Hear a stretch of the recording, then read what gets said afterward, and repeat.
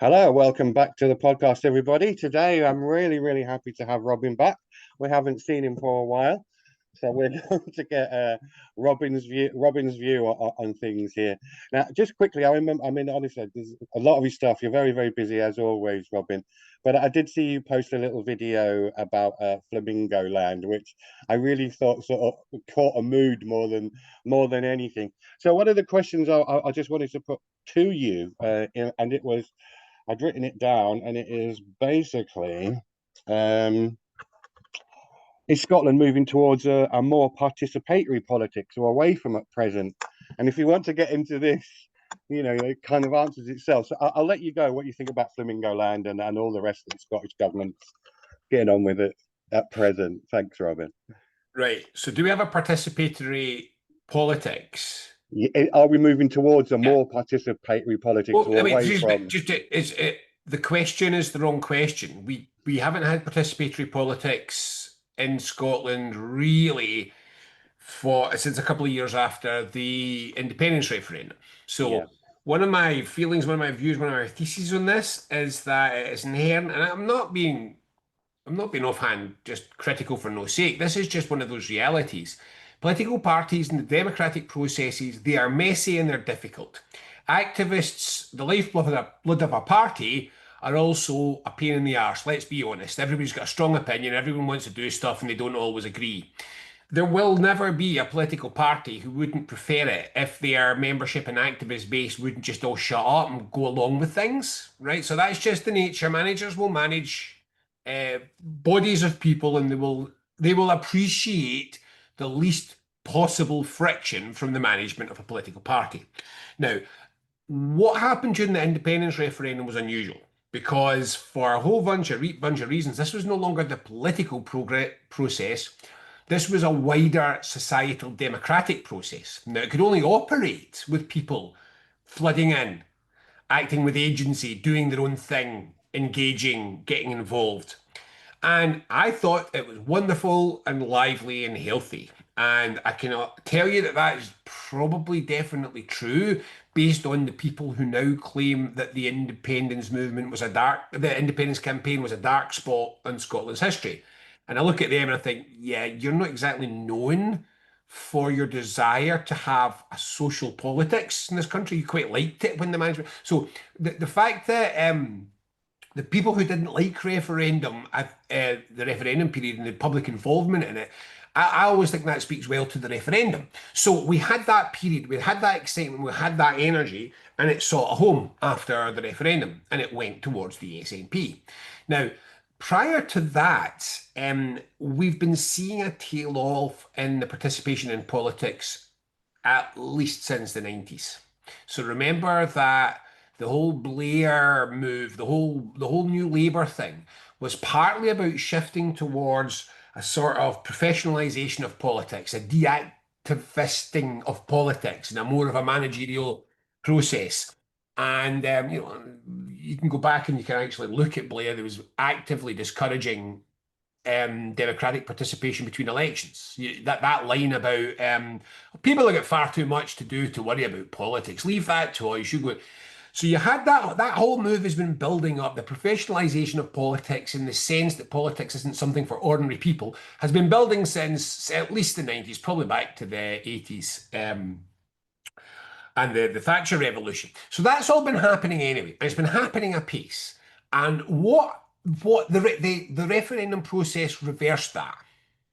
And it caused an unusual participatory moment. And a lot of the commentator class were simply caught in the hop by things such as spontaneous public meetings. And that doesn't happen in contemporary political discourse. Now, here's the reality. Post independence referendum, the political managers basically all wanted it to go away again. Or they wanted that gone. So they would revert to the normal type. Now, what they all wanted was to use it as tools. So they were constantly talking about the constitutional debate, for example, basically so that Labour could position against Labour, or Tories could position against SNP and back and forth, but didn't actually want the participation of the people who were activists in 2014. They just wanted their consent. So we've been going backwards in the participation in politics rapidly since 2014. And I look at the numbers at the moment participating in SNP politics, it's quite surprising. So a branch close to me, no, sorry, a constituency close to me. Um, Okay, it's a bit complicated. It used to be three branches separately, which formed a smaller constituency, a large part of a smaller constituency in the past. It's now become one branch. So I was looking at one of the constituent parts of that branch. I came across a minute from an AGM in the 1970s. Now, the AGM of a third, so it's one rural part of a larger, what is now a larger branch, had 80 participants at its AGM. Since then, it has merged with two other branches, and its recent AGM had 12 people at it. Right, so that's to give you a sense of what politics in the 70s looks like and what politics at the moment is looks like. So the first thing to say is that we've never had we've been on a downward decline in participatory politics for 20, 30, 40 years now. And the referendum was an aberration in that. It was a reversal in that. In terms of democracy, so we've got to remember politics isn't democracy. Politics is part of democracy. But democracy is about so much more than politics. So democracy is about legal protections. It's about media. It's about communication flow. It's about infrastructure. It's about the way that people are able to engage with power, their systems, their debates.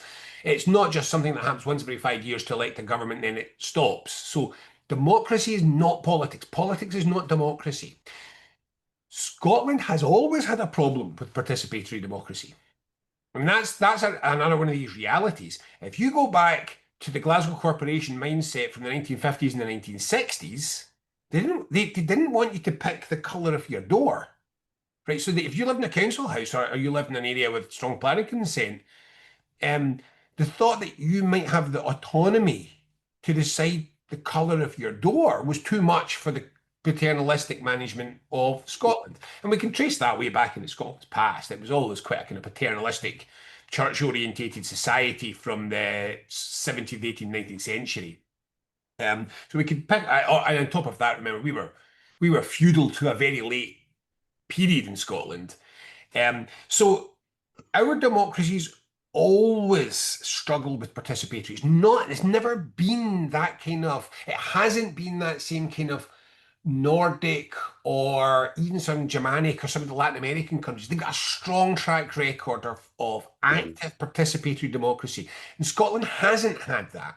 Now, in the absence of these two things, somebody's got to run the show, make the decisions.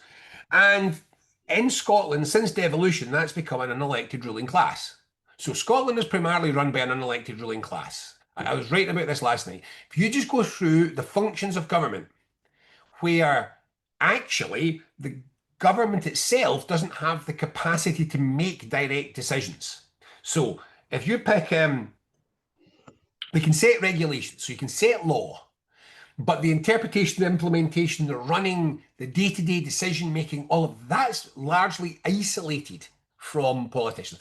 Environmental protection, education services, the governance of health boards and health strategy across the country, funding of universities, all of these and so much more, like care services, local governments littered with it. So you've got these ALIOs that run sports centres. Your sports centre isn't run by a democratically elected body. Your sports centre is run by an undemocratic body, which is appointed at arm's length by a democratic elected council. We're seeing more and more all the time just now. So just today, there's a story in the papers about officials without correspondence either with the community or with any elected politician, just mothballed 3 nurseries against its own guidelines. These are decisions that get taken at official level, not at a democratic level, not at elected officer level. So these things are all taking place like this all the time. So that's a long way around to saying, coming back to Flamingo Land. Right, so we've got these unelected quangos that run the public realm. But there's a reason why they're there. And that's because this is the de-democratization of Scotland.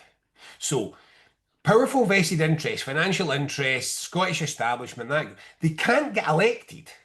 So you couldn't create the Scottish Establishment Party and run a whole bunch of senior, very senior legal figures, business figures, insiders, the kind of people that go to dinner parties with the kind of people. They could run a fleet of candidates and they'd be lucky to get a sympathy vote. No, nobody's in Scotland's going to elect this lot to government. So they just bypass the process. And what happens is these governing bodies are run by a Scottish establishment that couldn't get elected in its own right. So they get appointed. So you've got this quango set. Now, quangos, the problem is that the word quango is both, the concept of the quango is both really helpful to understand what's going on, and it's also slightly misleading because quango is one thing. There's lots of this unelected governance stuff. I'm going to use the word quango for as a shorthand. So quangos have boards. These boards are largely dominated by the quango class. And by the quango class, what I mean is you and me have broadly not heard of these people, but they're all on three boards, or they're all on each other's boards. I know there's one guy, Brian Wilson, the former Labour MP, is a newspaper company. He's very good in this, and he actually counted up. I think there's one guy that's in 5 different boards. They're also in serial boards. So you're the chair of a university court, then you go into a health board, then you become the vice convener of the education quango, then you become. So these are the governing classes that we've never heard of, we've never seen, but they're actually running Scotland, and they're doing so with an enormous amount of autonomy. Now, these governing classes are close to, adjacent to, if not actively including big commercial interests, big vested interests, big financial interests. And so it's hard to the extent to which this has happened, the infiltration of government in Scotland by these interests is really pervasive. So you've got everything from somebody like KPMG or Deloitte and Touche, or the big financial interests. They second members of staff to work for 2 years inside the civil service.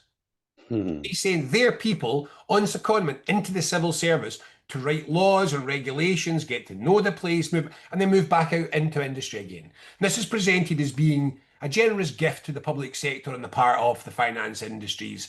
And it's purely a personal developmental process, you understand. It just helps us improve the quality of our people so we are better able. Rubbish. It's about the merger. It's about the merger of vested interests and the governance of Scotland. So I didn't really think there was a fraction of a moment when I thought, my God, Flamingo Land has lost so many stages in this process now. Maybe this is one of those vanishingly rare occasions when it's so obviously egregious what is being proposed that the powerful and the rich might lose. But I only thought that for about 10 seconds. I mean, it was not. Rich people do not lose in Scotland. They are delayed. Stuff takes longer than they want it to, but they never lose. I mean, again, I was playing this. When was the last time you can remember a rich person in Scotland who asked for something and they never got it? I suppose, I mean, I guess Judy Murray's not rich enough. She never got her big tennis complex outside Stirling, but she's not that rich. And I pointed out, Tom Wood, I suppose you could argue that, what was it, 15 years ago when Tom Wood wanted to knock down half of Aberdeen and rebuild a big fantasy garden, and you won't maybe remember all of this, but that wasn't at all popular, but he just used money to steamroll it through. And the only reason that didn't happen is because the costs absolutely skyrocketed and he wasn't willing to commit any more of his philanthropical money. So it was suddenly cost the council £100 million. So it fell apart. But basically, rich people in Scotland don't lose. I mean, there's still a lot of people who think, once again, every piece of evidence and just the basis of justice says St Fittick's Park outside Torry in Aberdeen should absolutely not be taken from one of the most deprived communities, the last green space for one of Scotland's most deprived communities, and handed back to oil giants. But it will be. I mean, don't kid yourself on. It will get, here's my prediction, it will officially be rejected 3 times over, and then the Scottish Government will overrule it. So that's how this works. So my frustration in Scotland is that the political process is all but broken down. We have now got, I mean, we've now got the most popular political party in Scotland's at 28%, in its list vote, which is the vote where if you give somebody a choice to vote for anybody else, 72% of the population don't vote for the biggest party. But as I've been trying to hammer with people, I'm a political strategist. These are blunt numbers. Now go and talk to the remaining 28% who are voting for the SNP and find out how much enthusiasm there is. So I'm talking to people who are voting SNP almost despite themselves. They're really angry, they're upset, they don't believe it, but what are they going to do? What are you going to vote for, especially for an indie person? Now, if you've got 28% of the population and half of them don't like you, you've got a serious problem in your democratic processes. So politics is breaking down, and frankly, failure to resolve or progress the constitutional issue has been a major factor in that. It's jammed. It's neither. It's Schrodinger's issue. It's neither live and it's never live. It's never dead. It's always there. And that's breaking the political process as well. So we've got a real difficulty. The political process is breaking down. It's being replaced by a kind of oligarchical establishment-run technocracy. And here's the fundamental problem. That technocracy is shite, right? So in Scotland, there's a wonderful, there's a wonderful quote it's a wonderful, wonderful novel. If you've not read The Leopard by De Tomasi, the story of it's set in Sicily, and it's a historical novel about the ends of eras, the shift from the monarchical era to the republican era, and so on in Italy, and Garibaldi and all this kind of stuff. So it's the one which the famous quote, "For everything to remain the same, everything must change." That's the great quote. But in it, he's talking about Sicily, and he's talking about the baking heat and the fact that the dust blows in, and no matter what you do in Sicily, it's quickly overtaken by events. You can polish everything up and you can dust it, you can make it look shiny, and by morning, the baking heat, the dust will have covered it up again. And he comes to say that's the only sin in Sicily, to try. To try is the only sin. So you can fail, fine, and you cannot do anything. The only thing that is stupid is to believe you can try. That's the only thing you'll be punished for. Now, that's basically the ethos of the Scottish public sector. Nobody gets fired for incompetence. Nobody gets fired for failing. Nobody gets fired for not doing something. But if you try something, if you try to innovate or make a change or challenge the status quo, the vested interests, you will be punished. Now, this is creating literally a mediocrity. So mediocrity is a society run by the mediocre. Now, this is what we're doing. People who are really good have to pretend they're mediocre to get through Scotland's public sector, right? If you're really good in Scotland's public sector, rein that right in and just be much more incompetent. Otherwise, you'll be treated with suspicion. Meanwhile, people who say yes flourish. So if you're a yes person, you flourish. So what we've created is not just an oblique establishment ruling class, but we've a bleak establishment ruling class which is incentivized to be mediocre. Right, there you go. That's modern Scotland. A broken politics in an oligarchical mediocrity. And that is the rather lengthy answer to your initial question. That's why Flamingo Land happens. That's why nothing works. That's why when we sit and we look outwards at Scotland, we're seeing this huffing and puffing by politicians, and it appears to have no effect whatsoever on what actually happens. They can huff and they can puff and they can talk and they can make speeches, but Scotland just trundles on. Yesterday, today like yesterday, tomorrow like today. And it doesn't change. And that's what people are seeing. And people don't understand why this is happening because they think government's running Scotland. And they're wrong, and they're not understanding this difficulty. So we need to somehow rescue politics.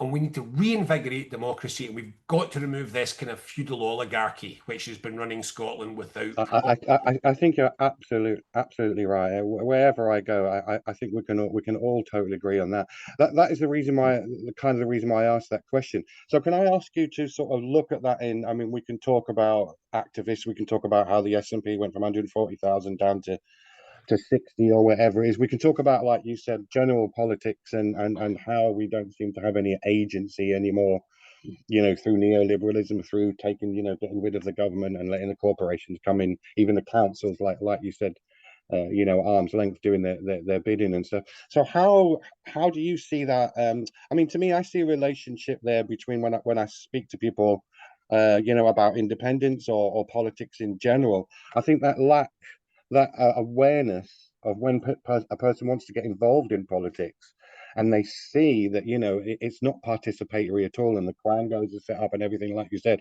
and you just feel powerless. I mean, so from a personal level, from an activist point of level, if someone's interested in politics, this is a problem then that is not going to go away, because where's the answer going to come from if that interest in politics is waning because people see no point in it? Now, this is really important. The interest in politics, citizens' interest in politics is not waning. It's politics' interest in citizens that's waned. Yeah. People care about politics. Whether it's tiny little things like, can they get parked? Are there potholes? Does the bus Mhm. pick their kids up to go to school or not? So the basic operation of society. But this is the irony: is this period when we've had political disempowerment, de-alignment, is also a period in which we've probably in some ways got stronger individual, personal, political, moral values than we have in years. So Okay, good point. people's, you stop and you think about it. People have really thought about what they think, what they mean, what they feel, what their values are, what they align with. It's not all helpful. It's not all good, but it's good that that is something that we think about. What am I? What are we? So we're in this sort of vague existential turmoil in Western society when the old philosophies aren't really helping very much. Mhm. The new philosophies aren't really working. In fact, what I suspect is actually happening here is that we gave up meaning for consumption. So the 60s, the 70s, the 80s, even to the 90s, there was a kind of search for human meaning, and then we just replaced that with the search for greater consumption. Consumption, buying shit, isn't going to give you a sense of meaning. And what I think is probably happening is we're probably reverting back to look for meaning in our lives, look Mhm. for a purpose. What am I? I mean, one of the things is there's only a very small number of things that you find in every society that we know of in the world, and one of them is some form of philosophical querying of what am I, who am I, and how should I live. Mhm. Don't ask questions, buy stuff isn't an answer to that. So we've got that question. People are always interested in politics. It's the other way around. It's politics that isn't interested in people. Uh, Mhm. what's the effect of this? But so, Robin, I mean, but isn't this the point, though, isn't it? I mean, even say under the Scots law and philosophically speaking, and it's the people who should the elected representatives and stuff are meant to be, well, representing us. So we have that real disconnect now. So, like you said, even though politics is not interested in the individual, would I be right in what's your analysis of when I see the individual, like you said, and you're correct. People are more generally interested in politics and what's the meaning of things anymore in a society where we just seem to be interested in consuming and stuff. But how do we bridge that gap? Because to me, it has to come from the citizen to move that Incidentally, political. incidentally, it's not quite right to say that the politics isn't interested in. This is a bit subtle, but Mm, you said politics isn't interested in the individual. No, politics is only interested in the individual. What it's not mm. interested in is us, the collective. Yes, So yes, it likes to talk to us individually about but not collectively, cheaper, correct. Yes. but they don't want to talk to us about our community or our relationship. They don't want to talk to us about the things that we do collectively. So us and our individual right, great, but why is the health set? Why is our local GP not working? Not great. It's a difference between itemized storytelling, micro-targeted at the individual through data analysis, which is the Yeah. model of modern politics, versus the Algorithms. old modern politics of saying this is a demos, this is a group of people, and what are we doing collectively for a group of people? So anyway, so right, so as that's happening, it's the dynamic of what is going, it's the dynamic that's difficult to read. And this is the problem. Humans are not like, it's not, human existence is not Newtonian physics. There is not an equal and opposite reaction. There's always a reaction, but it isn't necessarily equal and it's not necessarily opposite. So, since referendum, I suspect most people watching this will have a rough idea of the sort of stuff that I've been up to, we've been up to. We've been heavily involved with a lot of local community-based campaigns, initiatives, organizations. So the our leaders aren't helping us. Let's just do it ourselves here. Let's take over this building. Let's put in a cafe for young people that have got trouble. So that we've been doing lots of that stuff. So we've worked with lots of people at that level and lots of people at the trying to influence top level politics level and lots in between. Now, these people down here, the ones that are trying to get a local building for a youth cafe, I'm really sorry. Most of them will probably just do it at once because it's so exhausting and dispiriting. The fight you've got to fight to get something done locally in this country with, at the very least, the consent of the officialdom, is incredibly difficult. I mean, I know of a project which was strong and popular and helping people locally with significant personal disadvantages, which a local authority decided they basically had a plan to do something similar, but they wanted to run it on their terms through commercial service providers and all this kind of stuff. The steps that they took to actively undermine a community-based project so they could replace it with a not community-based project, but which would give them board positions and all that stuff. You wouldn't believe it. You would sit and you would think, why is this community created this group which has done wonderful things and it's now being punished for its success? And what happens is that people it's exhausting. It's exhausting. Just trying to keep something running in this country puts years on you unless you're in the government. And you've got to do it, and you've got to spend a lot of time and not get paid for it. You never get paid. It's phenomenal amounts of time, but it's not just that. It's the amount of time you spend losing, or I mean, don't even start me in the paperwork for our local bonfire. It's been gone for 500 years, and it's now you've basically got to plough through War and Peace worth of official comments to sustain a tradition that's been going for 500 years in Scotland. I swear to God, they wish we would all just stop all of it. Just end all. I don't mean arts, I mean culture. Just end all culture in Scotland. Culture is messy and dangerous. People come out their houses and they want to be able to cross roads and dance. These are terrible things in Scotland. We can't have folk crossing roads and dancing on the same day. You know, it's terribly untidy, and the risk assessment is hellish. It's like you said, it's all about management and just making it easier to manage. Well, if you do a risk assessment and a jig, you stop and think about activities that we associate with Scotland. It's amazing to me that golf's still allowed. I can death trap that, flying little hardballs. But you stop and do a risk assessment for a draps of brandy. I sprained a woman's ankle once doing a draps of brandy. I hurt my wrist doing it. It's a death trap, the draps of brandy. We wouldn't dance. We sure as hell wouldn't drink. We wouldn't be playing golf. Gala days, you kidding? So we're a small town. We've got a local gala day. We all hang about, maybe not entirely sober, on the back of a badly decorated lorry driving down our roads with unconstrained crowds all up and down the sides, horses up in front, all this stuff.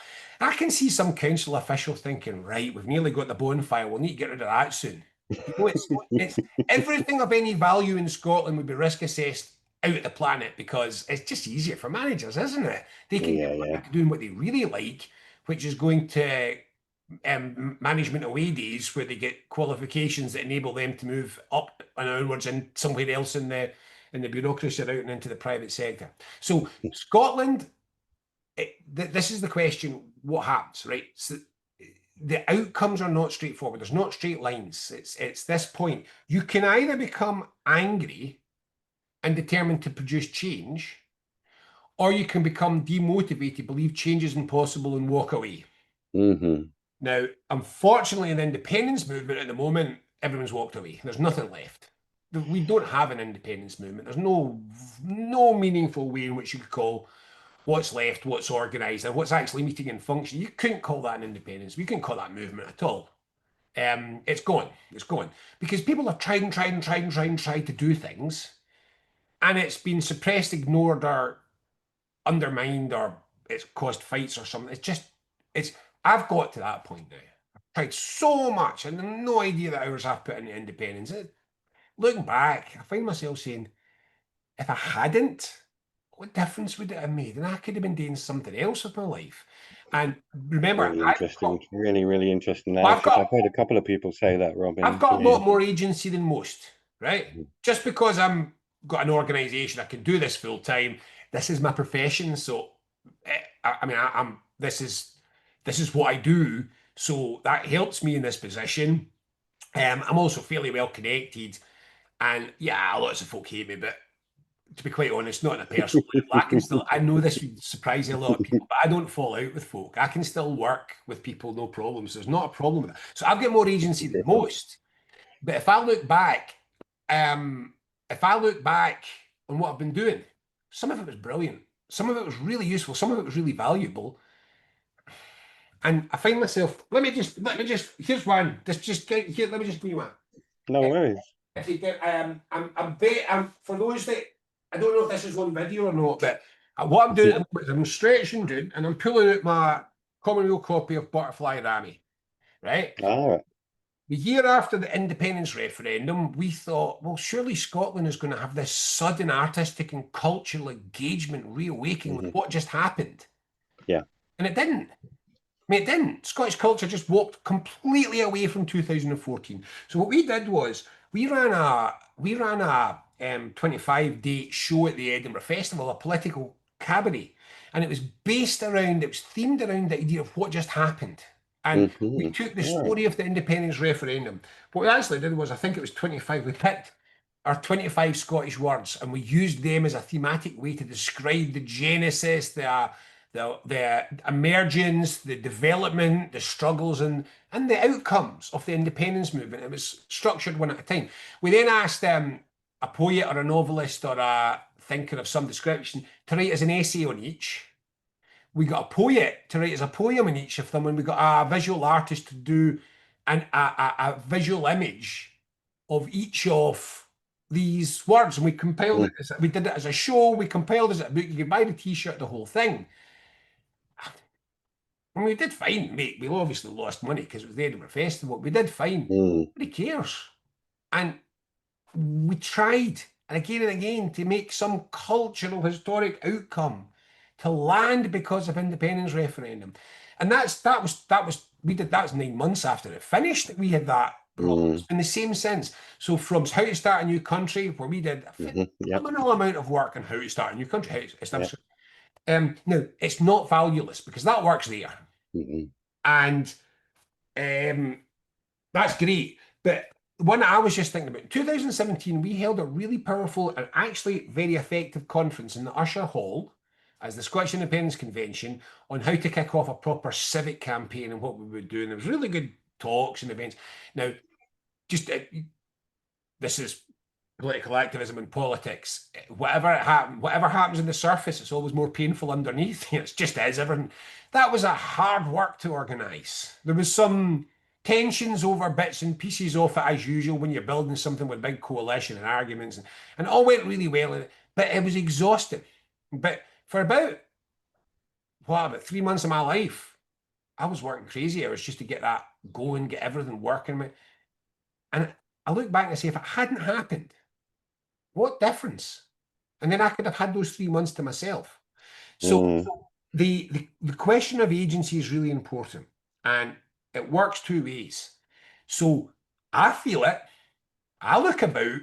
In fact, I'll be absolutely honest with you, Eddie. I was chatting to someone about this the other day, and I was saying, you see, but I'm a bit fucked because I've been so busy with politics. I never developed hobbies.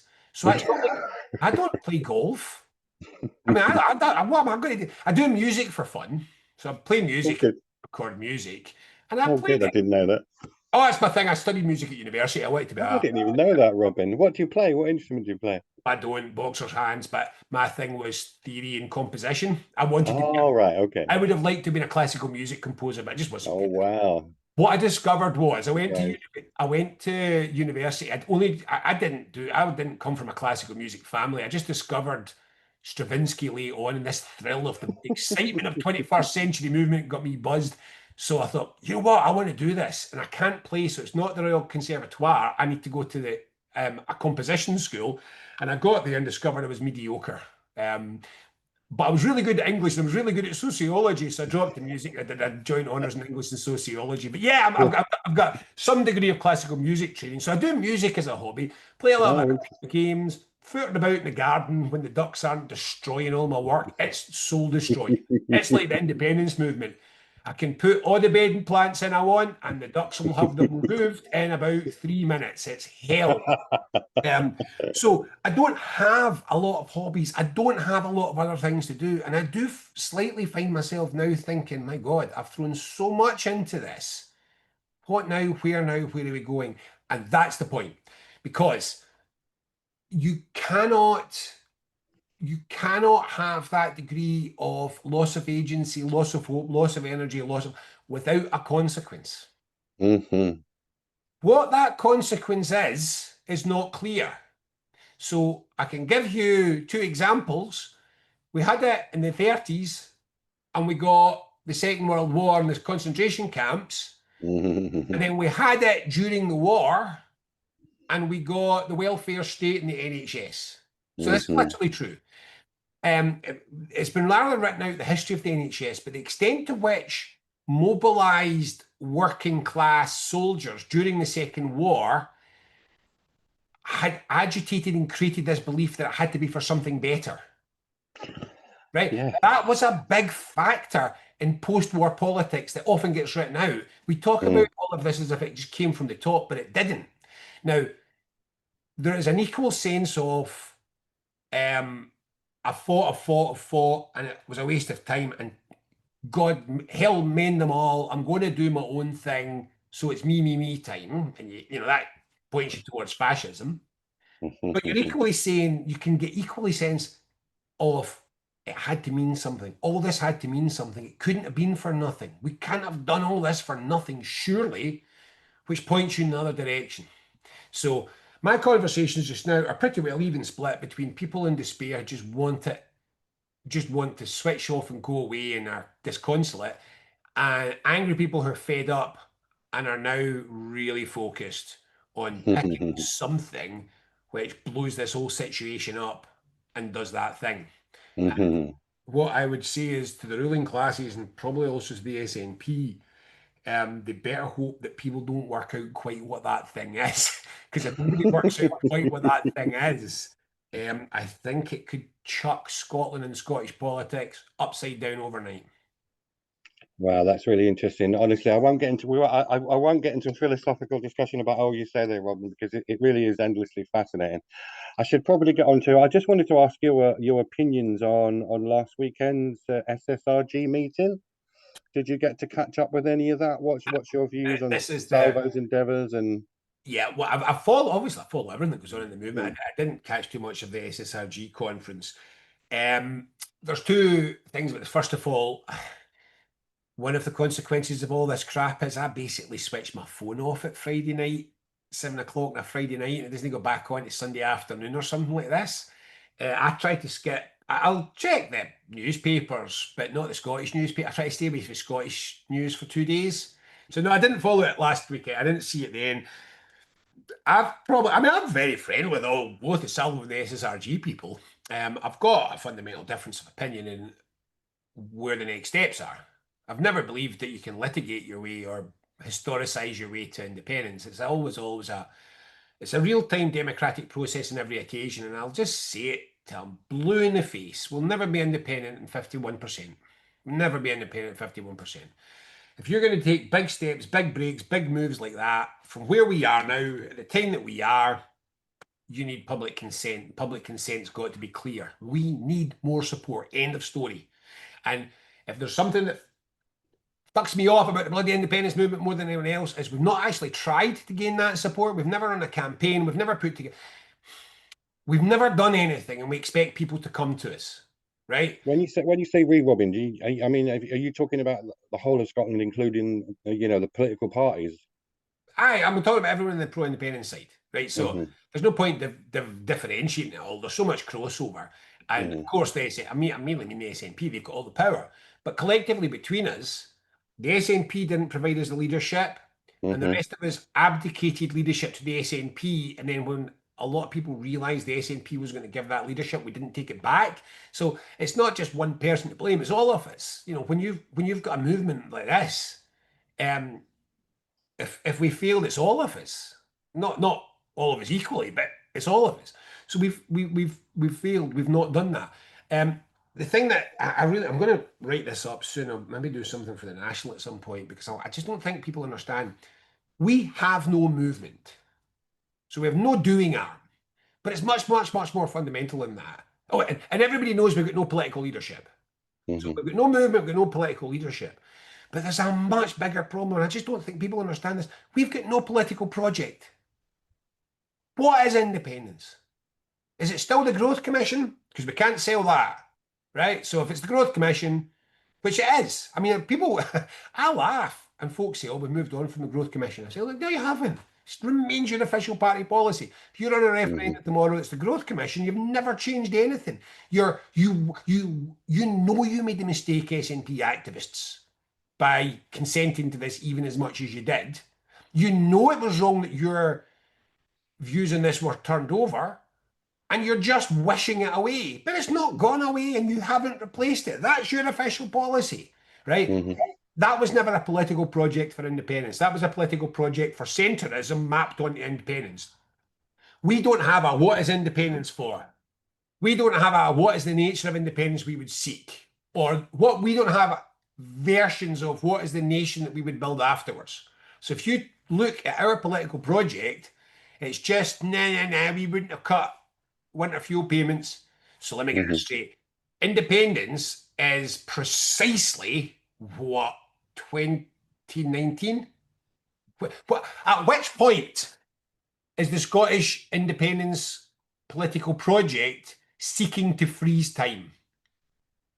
Are we trying to freeze time in 2019, 2014, 2007? What fantastical moment in history are we rejecting? Are we saying that if we just reject all these changes that are happening now and go back there, that Hmm. would be fine? So what is it? When is this? What is the frozen moment in time of Scottish independence? Or if we're going to do something different and build something new, what's that? Because I swear to God, if an RSB politician says, "Oh, we could do wind turbines," I'll cry. You've got no project for how we can build a society that builds wind turbines. It's just a vainglorious statement. We've no political project for independence. To put it in blunt marketing terms, we have no product, right? We've got an advert, we've got an Hmm. emotional kick response, right? But it's not. There's nothing underneath it. It's like an entire advert for white teeth when there's no toothpaste. It's like white teeth. White teeth are great. Make your teeth white. End of advert. It's like, okay, but what do I make my teeth white with? What's the product? So we get up and say, independence, Scotland can only. What's that mean? What is it though? What is it? Do we have a currency? Have we got a central bank? Are we in? Are we out? What? And the stupidity of it, we still haven't done 10 seconds of work and bloody joining the European Union, which remains the fundamental, the fundamental kind of political project for independence appears to be to get back into the European Union. It's the only thing that the SNP leadership ever say about independence with any enthusiasm. We can Hmm. rejoin Europe and we can keep winter fuel payments. That's it. You want us to split ourselves from our 300-year-old union, blah, blah, blah. You want us to do all that? so that we can rejoin the European Union and which incidentally you haven't explained how you'll do or what the costs will be, but that and getting winter fuel payments back, that's it. Is that Well, can I just ask you, Rob? I mean, this is a question I do ask some folk, and some people just say to me, "Yeah, no, we don't need to worry about visions and stuff because that's where it all breaks down. We just need to work on how to get independence." But I mean, but I do can think to I myself, well, how do can I you just get put something people to straight to you? yeah, well, how do you get people If to get if interested? somebody's saying that with the best will in the world, they haven't got a clue what they're talking about. Well, They haven't got a clue what they're this talking is about. what I want your opinion on this. In the way intuitively, Robin, I would have to say, why would you vote for something if you have no idea what it is? Oh, look, that's Yeah. rationalizing shit, right? That's Mm, rationalization. Forget that for a second. Let me take it back. Let's just strip away what people think they know. So this is remember that none of these people have got like literally 10 seconds of professional experience of doing this in any field anywhere. So I'd like to roll them into a shop. I'd like to roll them into the pitch deck, into the boardroom where it's being pitched. And I want them to say, okay, listen, I love the advert. We're going to maintain the white teeth, but could we fucking close the toothpaste factory? Right, do it. That's what you're arguing. You're arguing all we need is a strategy to sell toothpaste. We don't need toothpaste. Now, hmm that's all they're saying. Now, in theory, you could run adverts and get people to buy toothpaste online and not send them it. But it doesn't work. Nobody does this, right? I'm really serious. Marketers working for commercial companies don't do this. Let us sell. I mean, I suppose there's meme coin and Bitcoin. That's the closest that you've got there. Fraudulent memes which are selling, yep, maybe, but that's you can't make a country independent in that.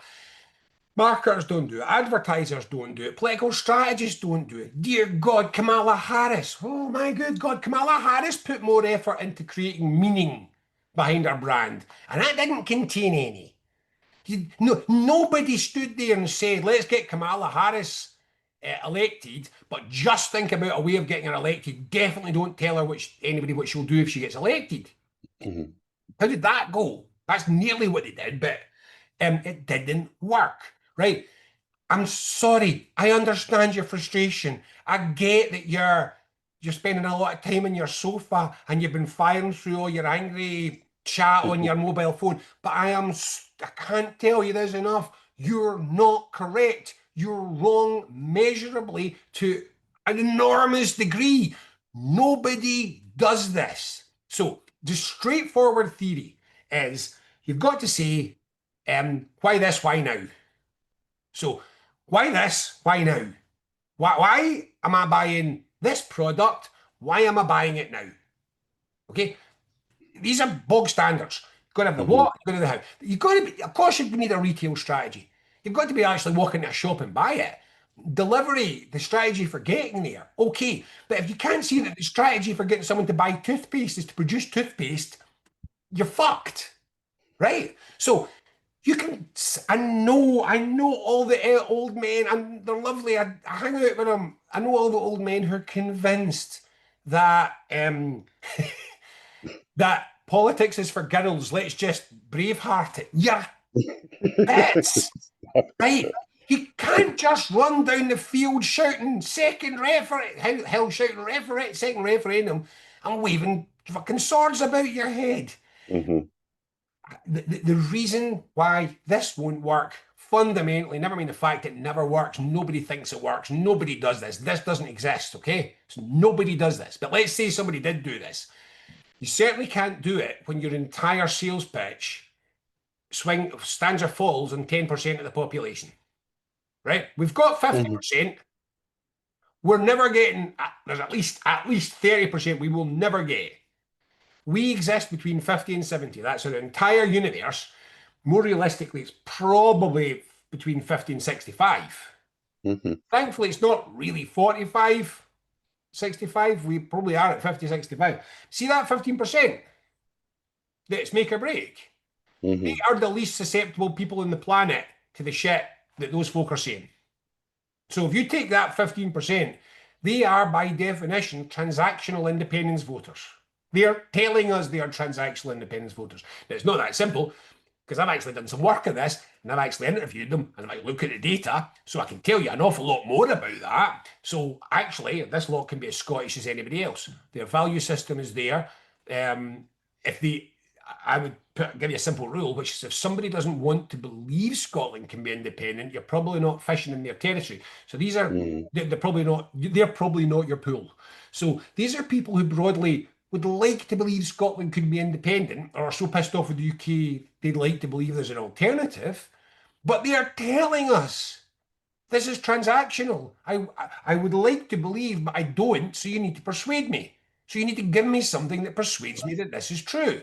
So if your entire target audience is saying, I don't like your toothpaste because it's cat piss flavour, and you're saying, look, we're not getting into the ingredients again. Just get that advertising campaign ramped up.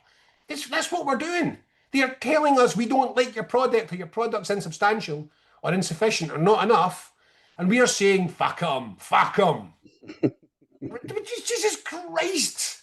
This is not how anybody does anything. Now, what's really sad about this is nobody. But if you're trying to keep the status quo, I suppose that is exactly what you would do, wouldn't you? If you was There's managing. lots of ways to, there's so many more ways to keep the status quo than there are to change it.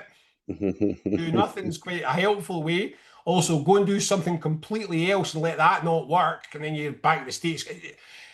I'm a political strategist. I have an entire, theoretical book's worth of ways to make the status quo stay. That's what I was a lobbyist. And you need to understand this. We spent half of our time trying to ensure the status quo endured. I could give you dozens of strategies for making sure that, for example, have a consultation. That's a brilliant way to make sure the status quo remains the same. Do an economic impact assessment on the status quo and just say I could give you dozens of strategies for the status quo. I can't give you a single strategy for change which involves focusing on the process and not the meaning and the content of the change, right? No strategy does that. The problem with this, the thing that's so sad about this is literally, I mean, I'm not trying to be unfair to people who are hearing this. I understand your frustration. I get it, and you're very excited. And you and everybody that you know is desperate for the last push right now. But it's not about you. And the problem is that outside this little bubble inside the independence movement, I mean, really, nobody takes this seriously. This chat, it's only serious. It's only granted any degree of seriousness inside pro-independence forums. Take it outside of pro-independence forum to the most sympathetic, cleverest person you possibly can, and they just shrug and say it's clearly wrong. This is a delusion sustained by a group of us. You cannot win a major change in national direction without indicating where you're going. And saying we'll tell you later is nuts. Looney Tune. Hi, buy this ticket. How much is it? 300 quid. What's it for? Tell you later. You give me the money? Of course you're not giving the fucking money. What if it's Adele? I mean, that's great for some. I mean, I don't want to go and see that. I'm not paying 300 quid for this. I need to know what I'm buying a ticket for. End of story. And we'll tell you later, or, oh, it's just like all the other independent countries. What? Like, what are we talking? Iraq? Syria? Bangladesh? What do you mean just like all the other independent countries? What independent country are we going to be like? So I'm sorry to keep going over this, and I mean this with all the best will in the world. I feel what you're saying, but you're not right if you think that you don't have to have a political project to deliver independence. You need a political project. You can have three. You can have three political projects. You can have a left, right, centre independence movement. You can have an environmentalist independent movement or a nativist independent vision. But there's two things that you need. You need some kind of vision and you need some kind of explanation of the logistics.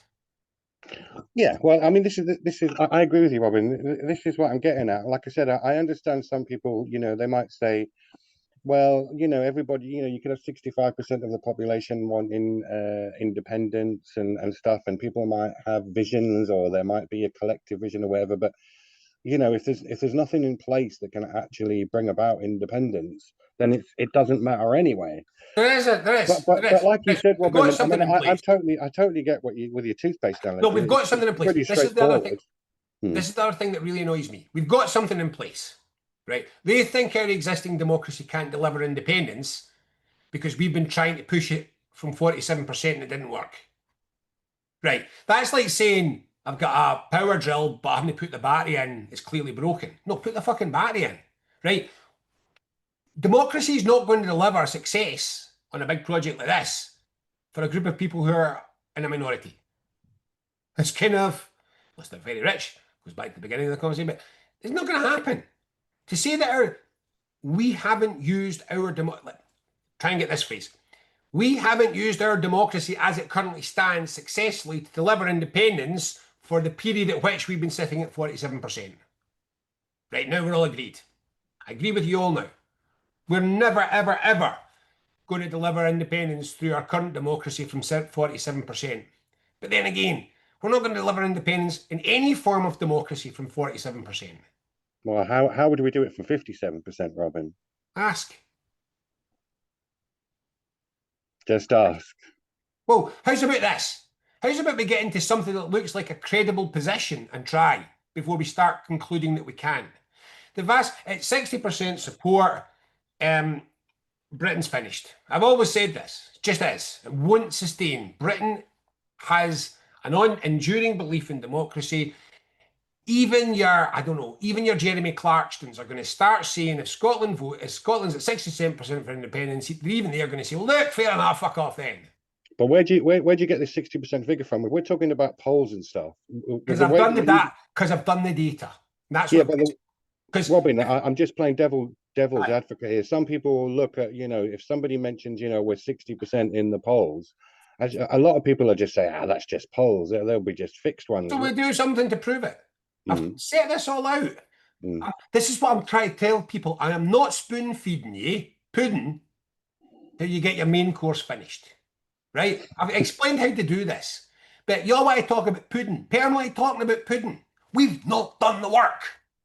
We don't have a political project. We can't answer anybody's questions.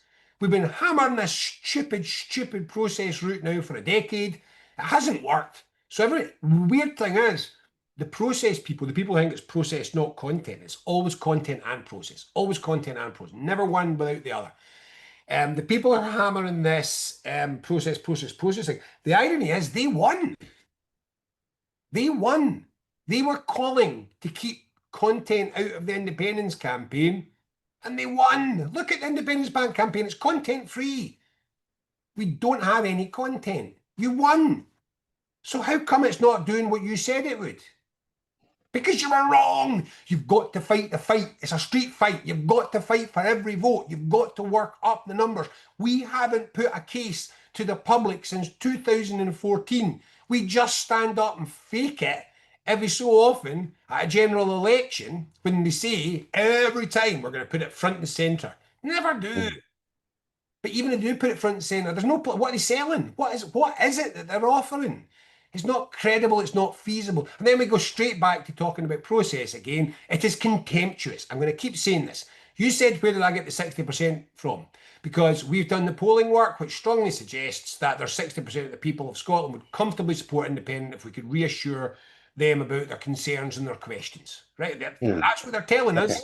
Right? That's what they're telling us. So why do we know better?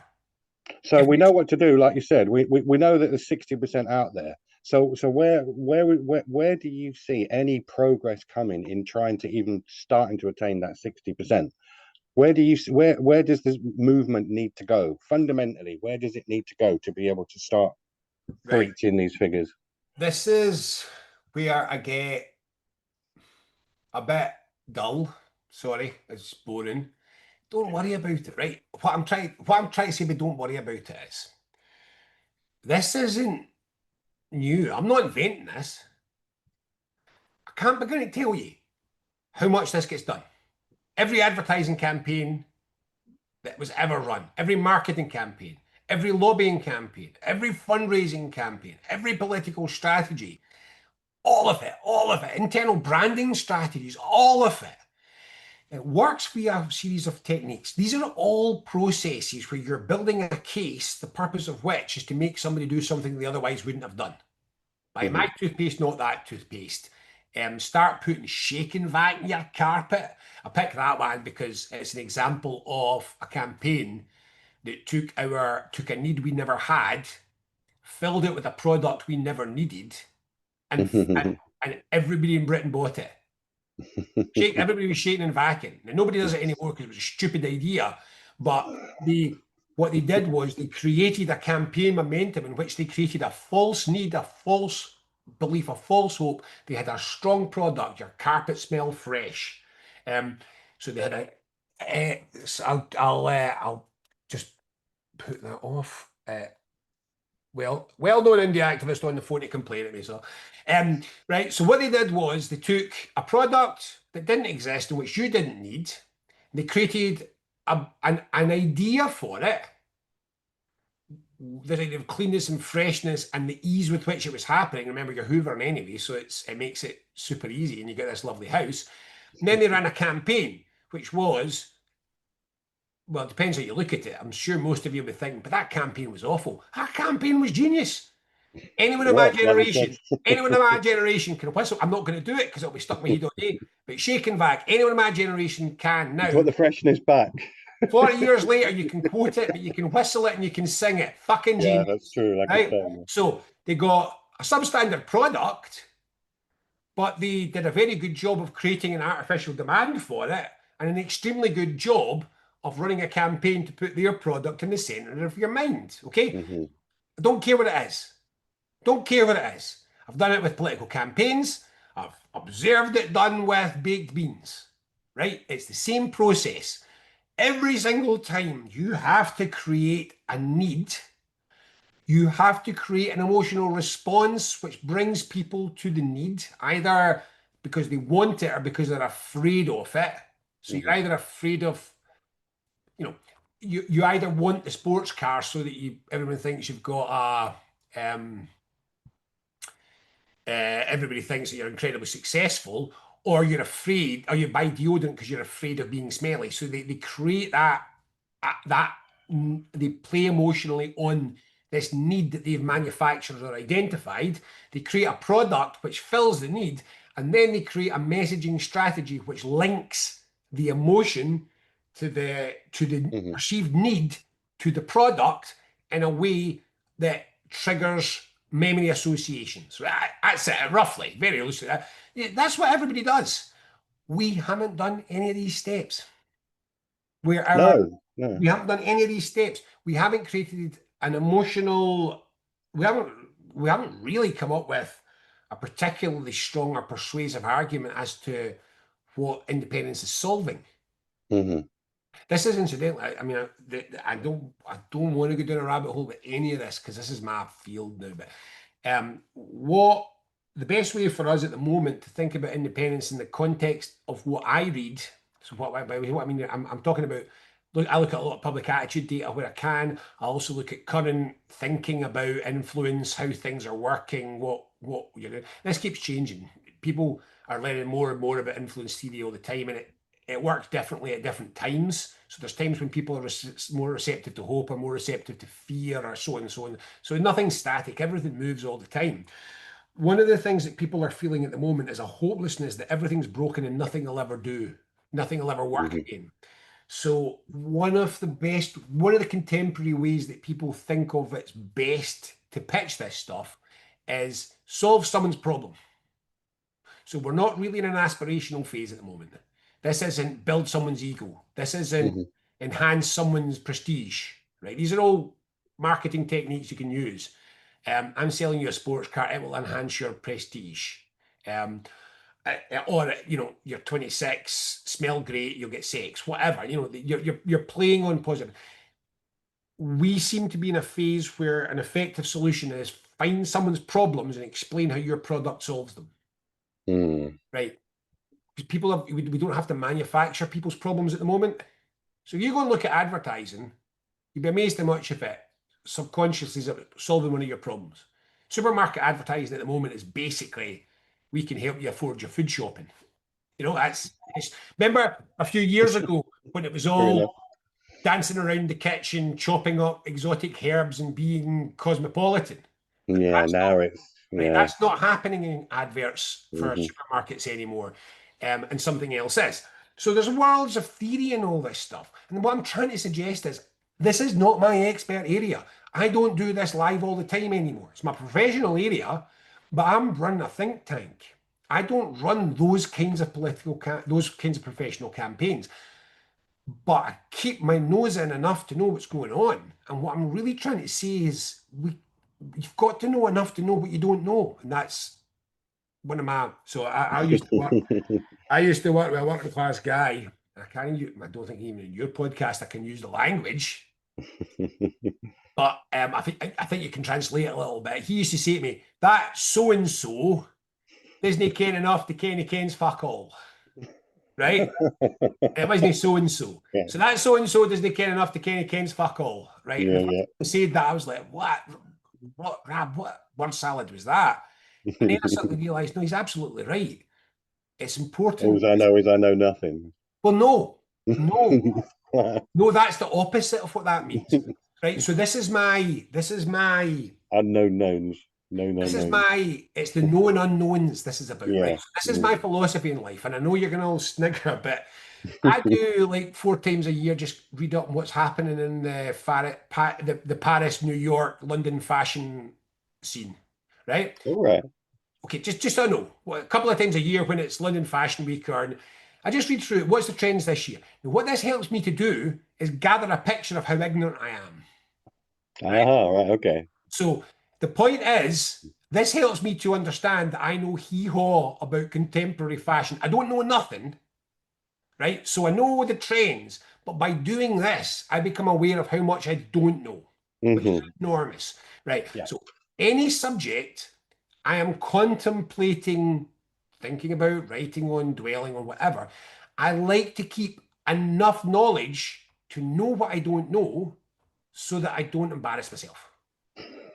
It's that I don't have a little knowledge so I can bluff it. I have a little knowledge so I can avoid bluffing shit I'm wrong about. Mm. So I can't know everything, but I try to know enough about a subject to know if I'm out of my depth. You know Hmm. that. You know that way. Whatever Yeah, your yeah, of course. Yeah. whatever your professional field is, you'll come across an extremely cocky, confident amateur who you quickly realize hasn't got a clue what they're talking about because they're so self-confident they haven't understood how limited their knowledge is. Hmm. I don't want to be that person. So that's what I mean by always have enough to know what you don't know. A lot of these comments from people about, oh, we just need a process. We don't need to worry about the stand. We don't need to follow the standard rules of influence theory. I would encourage you, you don't, if you're saying that, you're not aware of enough to be aware of the knowledge you don't have. So I Hmm. say this again. I'm not inventing a single thing here. 1,000 times a day, 1,000 organizations, businesses in the world, this is what they do. Hmm. They wake up in the morning, they create demand for their product, identifying demand for their product, shape an emotional response to that demand, do a linguistic and a visual frame up of it, come up with ways to reach people with the message and to get that message to stick with people, and they repeat. And that's political lobbying too. You can see it just now. Go and look at what's happening with nuclear power. Scotland has, of all the nations on the planet, Scotland's got the least need for nuclear power. None. Hmm. But the nuclear power industry is lobbying like hell in Scotland with repetitive false messages which imply need. Hmm. More than that, what they're largely doing is, and this is appalling, that the nuclear industry is using environmental rhetoric to subvert the environmental movement. Hmm. Right? So they talk about net zero, but they're using net zero to decry environmentalist Luddites. So what they're doing is they're creating an emotional response among targeting primarily Hmm. anti-woke people to create an anti-woke and commercially orientated people to create a framework of messaging and emotional response which opens up the door to the Hmm. possibility of Scotland licensing nuclear power. Now, if I was able to fight this and I don't have time, I would do it the other way around, which is, why are we taking the contamination risk for England's electricity? Mm-hmm. The only reason Scotland would do nuclear is to feed England. Yes, exactly. Yes. Just by the way, if anyone's listening and they're thinking, Mm-hmm. oh, but Robin, nuclear is not a base load, right? So nuclear is not. People often say, yeah, but what about when the wind doesn't blow? You've misunderstood. Nuclear power has to run at full power all the time. You can't switch it up and down. Mm-hmm. So when they're talking about balancing, that's what they call it in the grid, balancing renewables. You can't do that with nuclear power. Nuclear power's got to run hot all the time. If you start Mm-hmm. to turn it down, if you try to run it at less than its full power, it gets really difficult to stop it from overheating. Right? So nuclear power runs full bung the whole time. It's a terrible balancing. It's terrible for Mm-hmm. balancing. So nuclear power has no need. We have no need for nuclear power to balance our renewables. We need energy storage and hydrogen and batteries to balance our renewables. Its only purpose is to send it down south. Right? Mm-hmm. So I'd love to have time and money to frame an anti-nuclear campaign. It's on nuclear power in Scotland. It's really easy, but I don't. They've got money. I don't, and I know what emotional response I'd be shooting for. And mine's is stronger than theirs Mm-hmm. because theirs is a bit woolly and mine's is actually quite direct. So I would find it quite easy to run a campaign against that. But I'd also want to do the other thing that the Scottish independence movement does, which is see this influence world.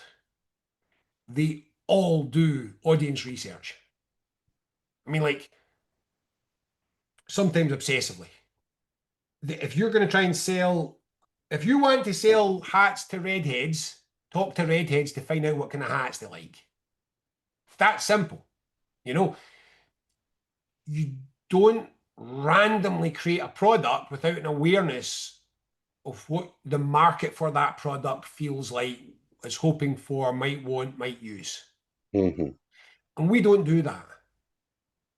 Or worse, we do the stupidest thing, which is, I know, but I've got my Uncle Jim. He's a soft no. And he told me, oh, well, that's that then. If Uncle Jim said it, you know all the soft no's in Scotland's opinion then. No, you do this stuff scientifically in an organized manner. Now, you asked the question, how do we get this going? How do we break this? That's the problem at the moment. That's the fundamental difficulty with all of this, is there is no we anymore. I mean, the SIC can't find much to do. And when we do, it doesn't work. The Independence Forum has run that convention, but it was a good day. But it was about 100 people at it. That's not a massive turnout for us from, that's good currently. Nobody gets Mm-hmm. 100 people Yeah. stuff. But that's not really good in our terms. And I think, interesting as it was, exciting and buzzy as it was, I think people came away with this sense of, okay, but what now? Mm-hmm. We talked about all these things, tax and land reform, and all these issues. But we've been talking about those for a decade and nothing happens. Yeah. So the first thing to say is there's no us. There's just lots of me's. That's where we've got to in the independence movement. Lots and lots of me's and the SNP. And that's not Mm-hmm. a movement. So you asked what now? And the simple answer is I would just rebuild this from scratch. And I'll also strongly posit the argument that no two campaigns are ever the same. And the movement that we had wasn't fit to fight the next fight anyway. I would just build a single professional campaign organization, find a way to get people in and democratize it, and run a really effective campaign. It'd be a hell of a lot. The next phase of the independence movement would sadly look an awful lot more like an advertising executive than a gala day. Mm-hmm. 2014 was a gala day. Brilliant. But you need very specific sets of occasion, very specific sets of circumstances to generate that kind of public participation. And if you're trying to sustain things when you don't have that hook, Mm-hmm. you need folk paid to keep it going. And you need to take that more that more cynical approach. It's a more cynical approach, but it's the one that would work best just now. So what would I do? I would just give it all up. I would find the cash. I would find some way. Big problem is authority. Hmm. Who has got the authority to establish such an entity? And the problem, I mean, I'm just so distrusting of SNP just now, SNP rhetoric, so distrusting of it that if the SNP sets a thing up, I would assume it was just another Yes Scotland or Yeah. Mm. Yes.Scot, or what was the rebuttal unit or that podcast they ran for a while. I would just assume that my default reaction was that this was just another instrument of control. It wasn't a Just real, another PR stunt. Yeah. yeah. Um, so how do we generate the authority? That's the real poison of the independence movement at the moment, is we've been actively encouraged to mistrust each other. And we were actively encouraged to mistrust each other. The briefing that came, let's just be honest, the briefing that came from SNPHQ against all sorts of figures in the independence movement was relentless. Hmm. It was relentless. We were constantly told, I mean, if I had to hear one more time someone said, "Hey, but I heard on social media you don't even support independence, Robin." I said, "Who's that?" He said, "We are just some Marxist." And incidentally, I'm left. I'm not even, and I'm left. I'm not Marxist, but you're just some Marxist who's jumped on the back of the independence movement to promote your own ego. Jesus, if I had an ego, I could have clawed my way up a political party with any difficulty. I'm perfectly Hmm. capable. I don't want to be an elected politician. I never have. Um, None of that was ever true. It was all daft. But God, if I heard it once, I heard it 100 times. And that's Hmm. not just emerging out of the sky. So we've been encouraged to distrust each other. And frankly, the hostility between the SNP and the ALBA was inevitable far direction of that. Hmm. And you had one group of people who'd been largely faced abusive behaviour one way or the other inside the SNP, and they did leave. But like so many, they did kind of replicate some of that abusive behaviour in their new home. And then the two of them were just at each other's throats from day one. And with that context, it's very difficult to know what to do. I still don't have an answer, to be honest. We would need an enlightened, open-minded SNP leader that could generate trust across Mm. groups where trust has been lost. And I don't know where that is. We've got fault lines across gender, we've got fault lines across Yeah, everywhere. strategy, we've got fault lines across the culture of independence, the language of independence. There's fault lines all over the place. Now, remember, the one thing that gets the one thing that solves a wobbly bike's just go. Right, so Just go. everybody knows a bike that's moving slowly wobbles. A bike that stands still falls over. You don't want your bike to fall over and you don't want it to wobble, just go faster. So, without fail, the way to stop a campaign falling apart is to do something, but something meaningful. And I have a fairly strong view that it could comfortably be surprising how quickly old animosities would melt away if we all had a shared purpose again. Hmm. I don't find it difficult. Focus.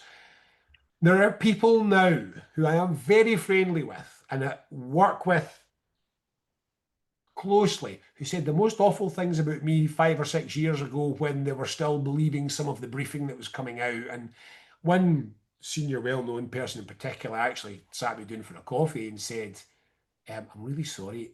I've been told so much about you and it wasn't really true." And I said things and I realised now that wasn't true. I said, "Listen, don't worry about it. It's okay. Hmm. It's um Fine. it's it's the rough and tumble of the game. The It's key our where it's we are where we are. Yeah, I totally the get. key the Listen, key Robin. to it is Listen, the thanks. key to it is to keep letting the past go. I can only say this to everybody. Keep letting the past go. Whatever fight you're fighting in your head, that's the past. Stop it. Mm-hmm. Fight the future. Exactly. So just Exactly. let Yeah. the past Yeah. go. There's people have done things I'll never forget. But what's good's that doing me? So just let it go. Yeah. Give it some proper perspective rather than living in the past or just living See, when in they the write the present. You history have to get a books, balance.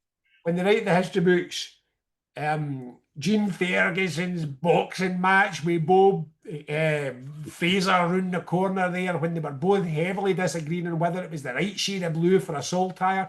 It's not going to get a chapter, right? Nobody's going to give a monkeys about your arguments over whether the logo should have gone at the top or the bottom, or whether you should have said freedom or sovereignty or all. None of that bollocks is ever going to feature in the history books. So you don't actually have to carry it with you. And if you had something better to do, I don't think you'd waste your time. Yeah, try to be more objective. I get what you mean. Listen, Robin, I better let you get off. It's been lovely talking to you, but can I just ask you for one final subject? Because I have had a couple of people ask me when I said, hope I think Robin might come on. So have you got any questions? And of course, one of them that I got was, what's your predictions for the 2026 elections? Now, I remember seeing you before. I think it was with Alex Salmond. It was a few months ago. I remember, but I remember you was talking about Humza Yusuf and stuff, and you was predicting, what the next year is going to be like with Humza, and I think you said something about there's certain things in politics that you can sort of quite figure out that are baked in. So although you can't predict precisely, you can have a rough, a reasonably good prediction for the future.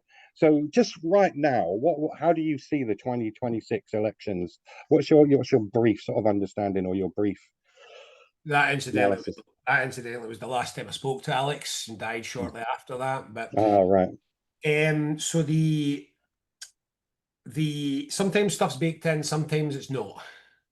Right. So sometimes you've done things. So for example, the second that they cut the council tax, that froze the council tax, there was a series of that kicked in place a series of reactions, outcomes that was predestined. Hmm. That was a straight path.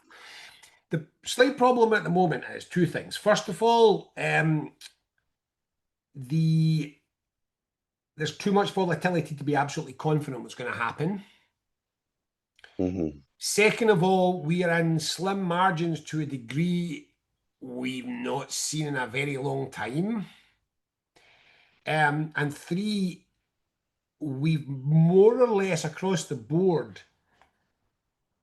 extracted any action, substance, or meaning from from political governance. So, I mean, Scottish Labour is just trying desperately to find some way to not repeat things Starmer says without actively rejecting them. So they're just wishing, oh God, oh God, oh God, I wish nothing was happening. John Swinney's whole strategy when he got back in was do nothing, because if you do nothing, nothing can go wrong. So there's not that much that's baked in at the moment. With Humza, there was a whole bunch of trigger events. There was branch Hmm. forms. There's a whole bunch of trigger events that were going to unfold. Yeah. Here's the situation at the moment. The SNP is getting remarkable results from remarkably low numbers. I mean, it's only Mm. a handful of percentage. If you take the list vote, it's only a handful of percentage points higher than it was in the UK election. But our electoral system, even the Scottish electoral system, flips if you cross over a threshold just to no more. But where's the threshold? But that's the other thing we no longer know.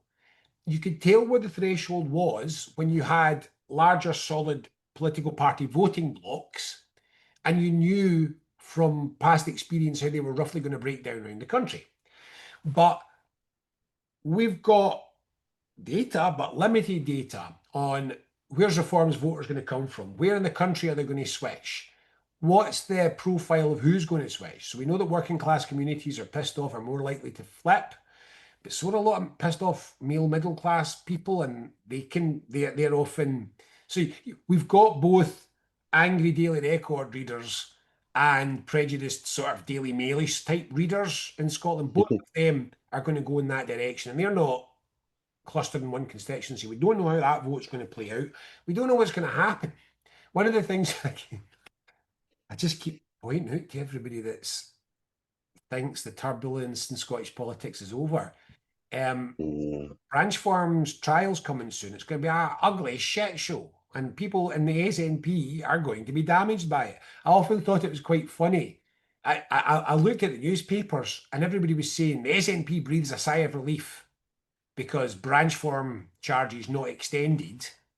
now everyone can move on. And I'm saying, hold on a minute here. You've just said it's all over because it's only the chief executive that's been charged with embezzlement, not the leader. Are you hearing yourself?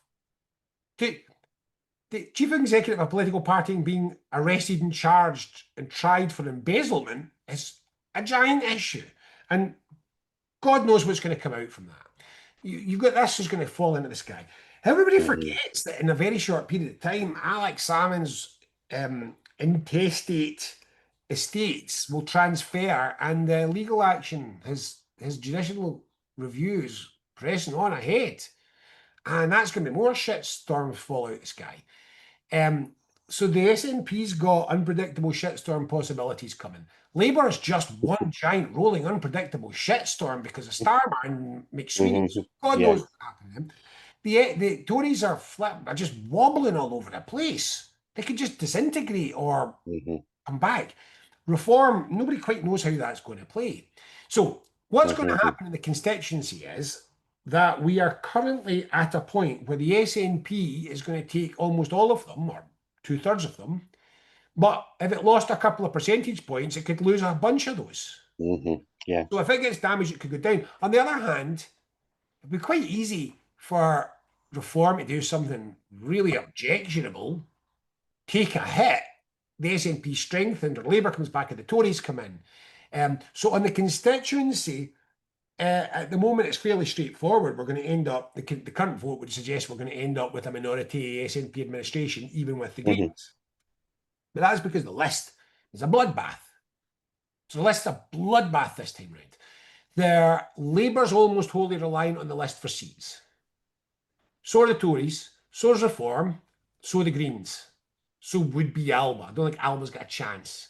And there are other electoral circumstances, maybe.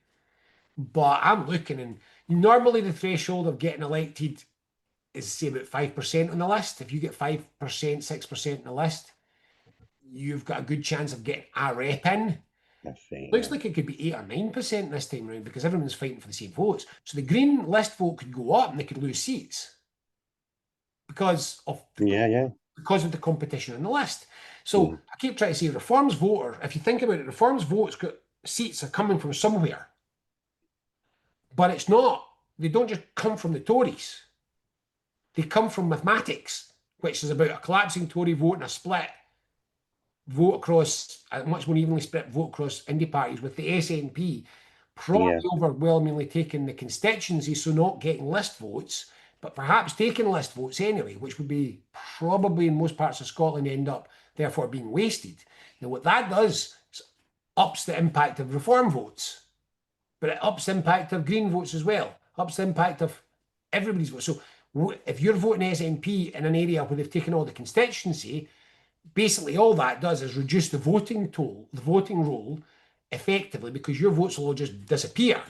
And what that means is the remaining parties are fighting over a share of a smaller voting base, which means whatever differentials you get between those parties will be exaggerated by however many people.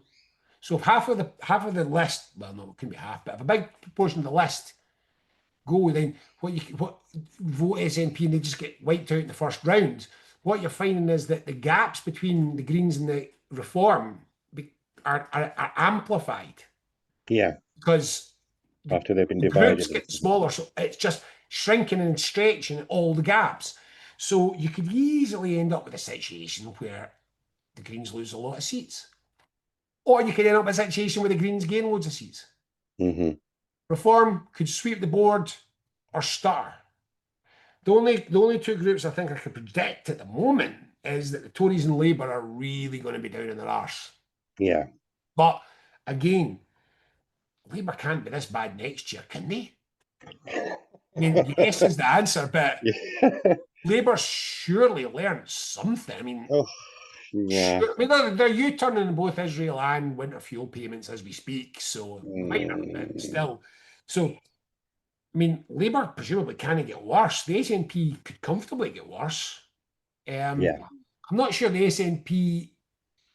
Okay. Labour will get particularly better, but if they can remove some of the targets off their back. So what I'm saying is, I mean, I've never It's come an across. interesting analysis, Robin, because if I understand you correctly, like you said, it's finely balanced, and we could have outcomes, with political implications that are very very meaningful on balancing on such a small amount. Oh no, I mean it's there's so much. So there's so much instability baked in this, not just in the vote, Hmm. but in what comes afterwards. Yeah. And there's a minority administration with the SNP where it cannot gain a vote with the Greens.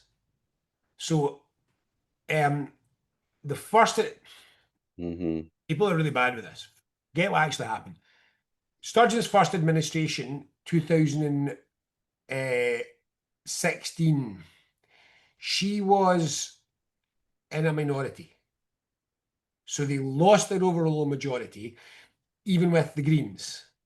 And if you go back and you have a look at what happened during that minority period, the same thing to a degree happened in Salmon. They passed most of their, I mean, this is funny to think Yeah, about. the legislation when they were minority government. Yeah.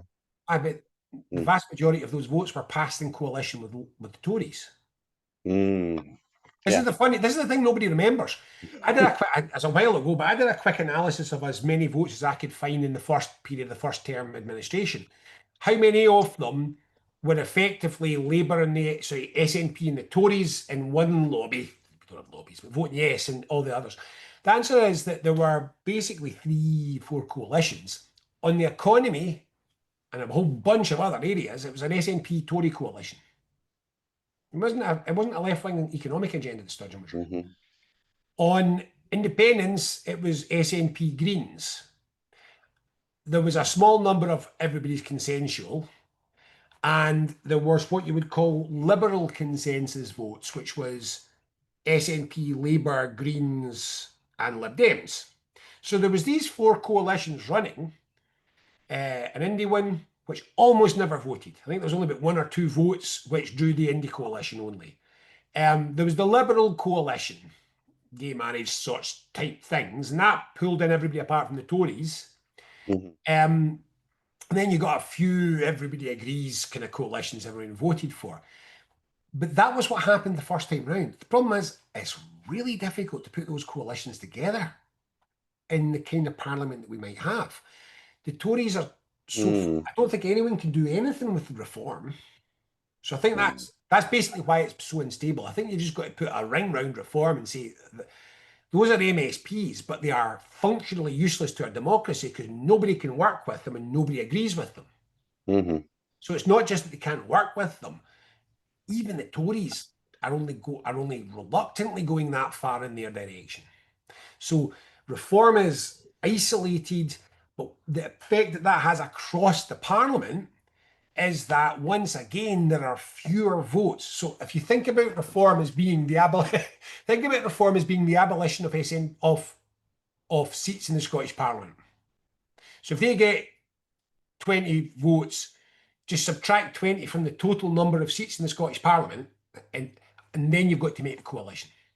Mm. So rather than making a coalition of 127, you're making it out of 129, you're making it out of 109. You've got 20. So you've got harder work to build a coalition among a group of smaller partners who are less dominant. Yeah. Tories will be, I think, less inclined to make deals with the SNP. I don't even know if they together would have enough to get it over the line. Hmm. So it's not clear that any of the only of those coalitions, apart from that everybody agrees, and that won't even work because Reform doesn't agree with anybody anything, but um, of those 4 coalitions, I don't think it'll be easy to put together an SNP Tory coalition on the economy or anything. I'm not sure they have an overall majority between them. We don't really know, but I think it'll be difficult. I think it'll be difficult to put together an SNP Labour coalition on a subject by subject. I don't mean standing coalition, I mean vote by vote. I think it'll be difficult to put that together because it's not really in the interests of either of them to help the other. I think Labour would be more inclined to abstain and let legislation pass a lot of the time. Um, I don't think the SNP Greens are going to have a majority by the looks of things, so they can't form a coalition that's going to pass things. It means that the only real coalition that looks like it could have some degree of stability for passing legislation is what I call the Liberal consensus. Labour, Lib Dems, Greens, SNP. But do we have 5 years worth of agenda that that group can pass? Do we have a stable method of government? At the moment, one of the things that I am finding myself talking with folk who know this stuff about is what chances are there that the next parliament doesn't run a full 5 years? Wow. I think that's quite high.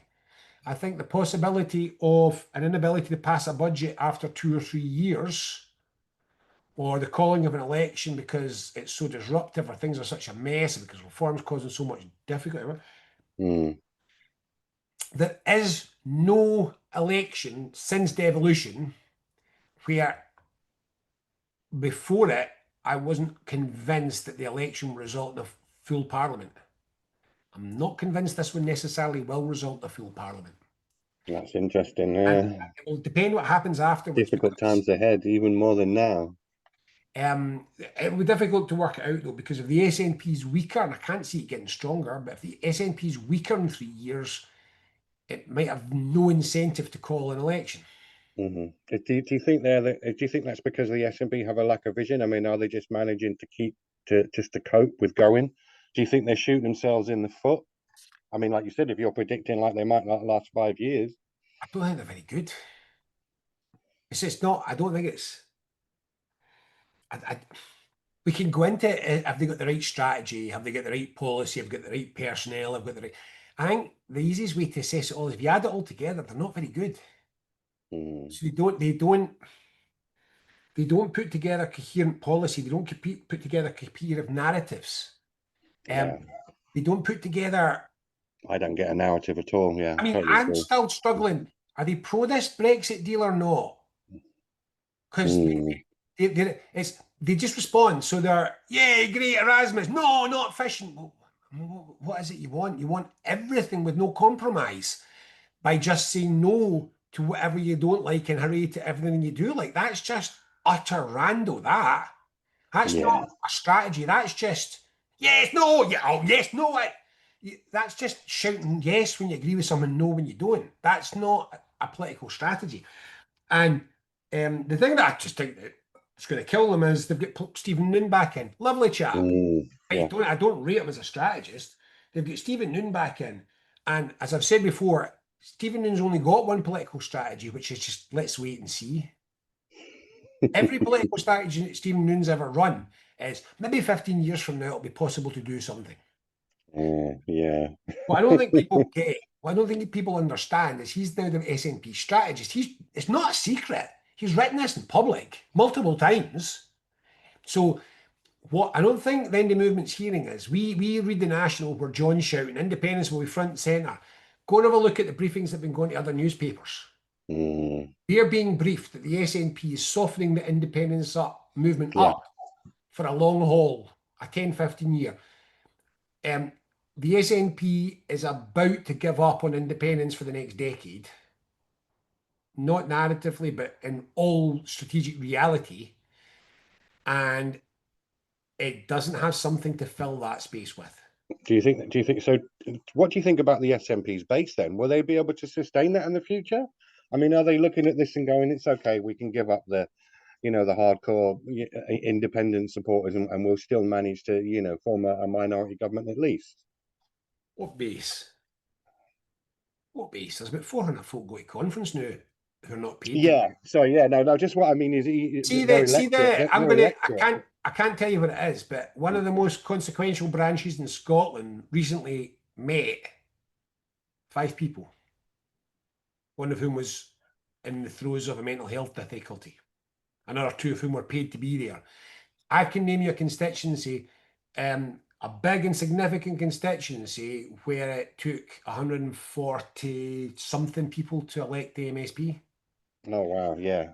I mean, that's even worse than I thought, Robin. The numbers that were participating, I calculated up that I reckon you'd be lucky if there were 5,000 people across Scotland actively engaged with that candidate selection process for the SNP. I think that's very generous. I think it's more like 2,000 or 3,000 people across the country. And of those, from the Mm. constituencies I've spoken to, about 80% of them have never been to a meeting, didn't attend anything, but clicked the button. Yeah, of course. It Yeah. was just an email coming around. So I thought there was one constituency where they were Mm-hmm. where a group of people that were talking to me was trying to unseat the sitting MSP, and the outcome of all was every process, whether they had hustings or whatever, came out a majority to unseat, to replace. But name recognition appears to have meant that 100, in this case, I think it was 160 something people just clicked the button with the name they recognised, and that was that. Overruled everybody who's been active in the constituency for the last 4 years. Now, Yeah. Yeah. that's. I mean, I don't care what's on that. Well, I mean that to me is just the norm. I mean, I left the party 8, 9 years ago because it got so bad, and from what I can hear from people I know still in it, it's got worse. It's I got mean, worse. you're just describing to me there. I mean, participation, and even if there is any The participation, it's shocker for me completely is that ignored. the It shocker really for is me is that that bad. the shocker for me is that people are still leaving. Right, that's the thing that spooks me. I still bump into people that say, so for example, I've spoken to 2 or 3 people just by chance, not by looking for them, just by chance, who've said a group of us, our last shot was to try and replace our rubbish MSP. Hmm. And we basically get turned over by silent members we've never met. Yeah, yeah. Up we're off. There's nothing left we can do in the party. Hmm. I'm like, Christ, if you've stuck it out to now and you're still leaving now, what's the actual party membership looking like at this stage? So I don't know. Now, it's not just about SNP bad, having a dig at the SNP or any of this stuff. I keep coming back to the point. I want to come back and finish. In fact, I'll just finish on the point I made earlier on. Um, it's never just someone else's fault. We between us let this happen. Yes, Not just the SNP, all of us. all of us. We have allowed this movement to fragment. We have spent far too much energy on our feuds and our fights. Frankly, we've enjoyed our feuds and our fights far too much. They have distracted us from the pain of inconsequentialness because nobody's talking about independence in the outside world. Right? None of my pals are political. I go out for beers with them. It's not a topic of conversation. They all support Yeah, independence. Doesn't come up. Nobody talks about independence. Not a live issue for the agreed. public. So we're filling that hole in our lives by ripping strips off each other. It's no good. It's no help. It's no useful. It's not doing any good. We are to blame too. The whole thing is a real god awful mess. Mm. That said, I am just going to finish finally with it's always darkest before the dawn. It's really easy to see afterwards how these dark times led to progress. And I've read a couple of books about the history of the big social change movements. Hmm. And the one I always, when I'm trying to cheer people up, the one I always point out is, you know that Rosa Parks didn't sit in the white man's seat in the bus because they were winning. Rosa Parks sat in the white man's seat in the bus because they were losing. They'd had a big burst of civil rights movement, and it had, like all movements, it started to get into it lost momentum. It hit a wall. Mm. There was internal fighting, internal wrangles, arguments over strategy and arguments over direct, and people started taking direct action. One of those was Rosa Parks as a stunt to try and highlight this problem.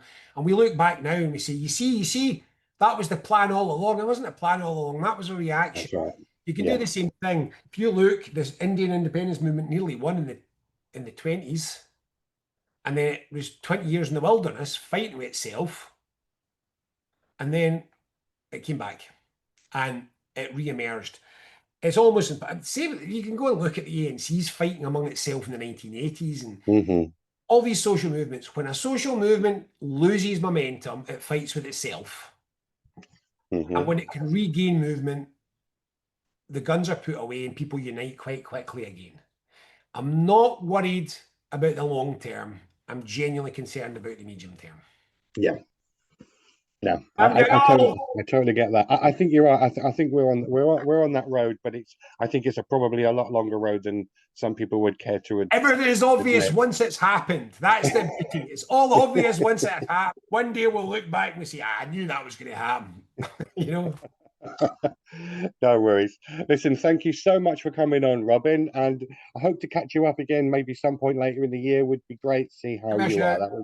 That would be fantastic, Robin. Listen, all the best, and I hope you have a nice and peaceful summer. All And right, thank you. I was good just luck. on my way to my last. My son is leaving primary school, so I'm just tootling off to my last ever sports day, having done my last ever nativity at Christmas. So that's Oh two kids that have wow! gone through primary, 13 or 14 years at few. I think 11, no, maybe 12 years of successive sports days, and I've got one more to go. At Oh least a bit. wow! Wow! Well, my daughter's just turned 15, and funnily enough, she doesn't play rugby, but she's down there today because it's a day off school. So I'm going to pick up my daughter just shortly from playing rugby. Yeah, the sun comes out and everyone's skiving off. It's terrible.